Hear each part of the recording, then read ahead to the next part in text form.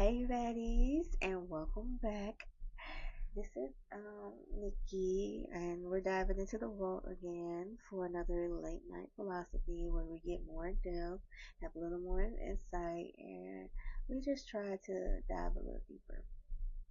As the title suggests, this is all about the end of rescue work and the burden of seeing potential too clearly.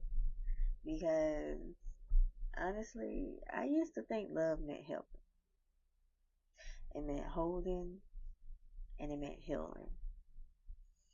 It meant filling in the emotional blanks for people who never learned to name their own wounds. And I thought if I could just love someone the right way, they rise into the version of themselves I saw so clearly. The version they couldn't even imagine yet.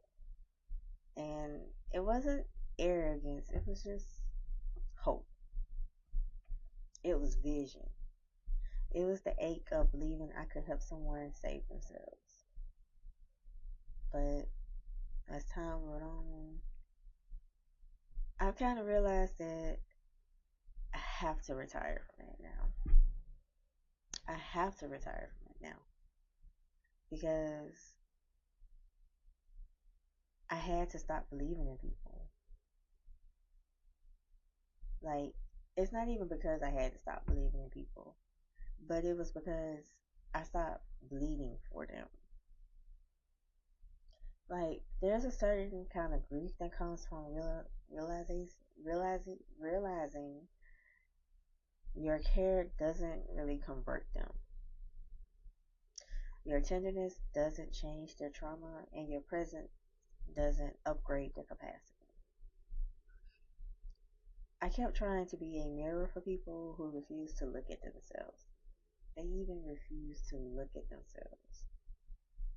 And while they were comfortable being loved through their mess, I was quietly unraveling in mine. Because in the midst of it all, no one even asked, no one even stopped to ask how I was doing while I was doing all that emotional labor. So here's the truth. I'm done being the middleman between someone and their potential. I'm done handing out healing strategies disguised as love. And I'm done diagnosing people in real time and still calling it romance. Because I can love someone deeply and still walk away when it becomes one sided. I can see someone's pain and still choose not to make it mine. I can be warm without being sacrificial. And helping is not the same as healing. And staying isn't the same as saving. I honestly want love that meets me where I am, not love that keeps me busy trying to lift us both. So no, I'm not being cold. I'm not trying to be cold hearted or cold. I just finally know that the compassionate thing I can do right now is let them fix themselves.